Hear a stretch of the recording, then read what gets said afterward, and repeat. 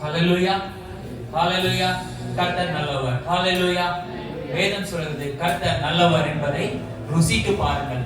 ஹalleluya. இன்னைக்கு நம்ம கர்த்தர் நல்லவர்னு சொல்ல ஒரு முக்கியமான காரணம் இருக்கு அப்படின்னா அவர் உங்களுக்காகவும் எனக்காகவும் பலியாய் நம்மை மீட்டிருக்கிறார். ஹalleluya ஹalleluya. என்னோடு கூட படிங்க. எபிரேயர் புத்தகத்துல ஒரு வசனத்தை நான் உங்களுக்கு படிக்க போறேன்.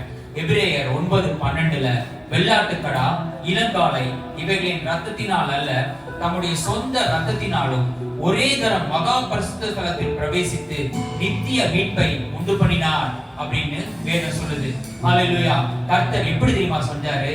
ஒரே தரம் தன்னுடைய சொந்த ரத்தத்தினால மகா பரிசுத்தத்தில் பிரவேசித்தார். எப்படி? உங்களை அப்படியே கண்களை மூடுங்க, அந்நிய பாஷையில பேசுங்க. நான் உங்களுக்கு ஆண்டவர்கள் எப்படி போனார்னு அந்த இடத்துக்கு நம்ம கொண்டு போக போறோம். ரீதாலோ ஷபேடே ரிகோனோ ரிபேகே ரிதோ ரீபா லாதா ஷாதா ராதோ ரீகா லபா ஷகோனே ரிகா காரிபே ரிபேகே ராதா லா ராதோ கோ ஷதேகே ரதானா ரதோனோ ரிபே ரீகா லாதோ ஷதா ரபே ரிபா லகோ ஷதேனே. நமக்கு முன்னோடியான இயேசு கிறிஸ்துவின் முறைமையின்படி இயேசு கிறிஸ்து மெல்கிசேதேக்கின் முறையின்படி பிரதான ஆசாரியராய் நமக்காக அந்த திரைக்குள் பிரவேசித்தார்னு வேதம் சொல்லுது. ஹalleluya ஹalleluya.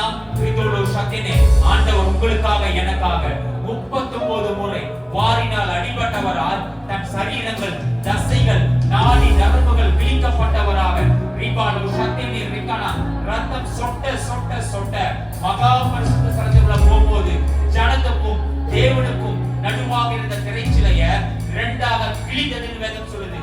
பிரதான ஆசாரியன் ஒவ்வொரு முறையும் மகா பரிசுத்தத்துக்கு போகும்போது தனக்காகவும் தன் ஜனங்களுக்காகவும் ஃபர்ஸ்ட் தனக்காக பாவ மன்னிப்புக்காக பலியை செலுத்திக் கொள்வான். பிறகு ஜனங்களுக்காக பாவ மன்னிப்பு பலியை செலுத்திட்டு திரையை விலக்கி கொண்டு மகா பரிசுத்தத்துக்குள்ள பிரவேசிப்பான். ஆனா உங்களுக்காக எனக்காக ஒரு பிரதான ஆசாரியர் வந்தாருங்க. மெல்கிசேதேக்கின் முறைமைப்படியான பிரதான ஆசாரியர் தன்னை பாவத்தின் ரூபமானார். வேதம் சொல்லுது அவர் பாவமானார்னு. அந்த பாவமான பொழுதும் சரீரத்துல நாடி நரம்புகள் தசைகள் கிழிக்கப்பட்டவரால் தன்னுடைய சொந்த ரத்தத்தை ஏந்தி மகா பரிசுத்த ஸ்தலத்துக்குள்ள போகும்போது அவருக்கு முன்பாக எந்த ஒரு திரைச்சலையும் நடுவாக இருக்க விரும்பவில்லாம அது கிழித்தது.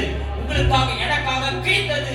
கர்த்தர் தன் சொந்த ஜனமாய் கூட என்னை மீட்டுக் கொண்டு அவரை கூட பொருட்படுத்தாம நம்ம பார்த்தாங்க. பிதா அதை பார்க்க பார்க்க அவரால் சிங்காசனத்துல மீட்டிருக்க முடியல. அவரால் எதையும் செய்ய முடியல. அந்த சமூகம் மகா பரிசுத்த ஸ்தலம்ல பிரதான ஆசாரிக்கு கூடாரமே அவரோட ரத்தத்தினால மீட்கப்பட்டதுங்க. நாம பூமி மட்டும் மீட்கப்படல. எங்க அவர் ரத்தம் சிந்தப்பட்டுச்சோ ஆசாரிக்கு கூடாரமே பரிசுத்தமாயிற்று. மகா பரிசுத்த ஸ்தலம் அதை காட்டிலும் பரிசுத்த ஸ்தலமா மாறிடுச்சு.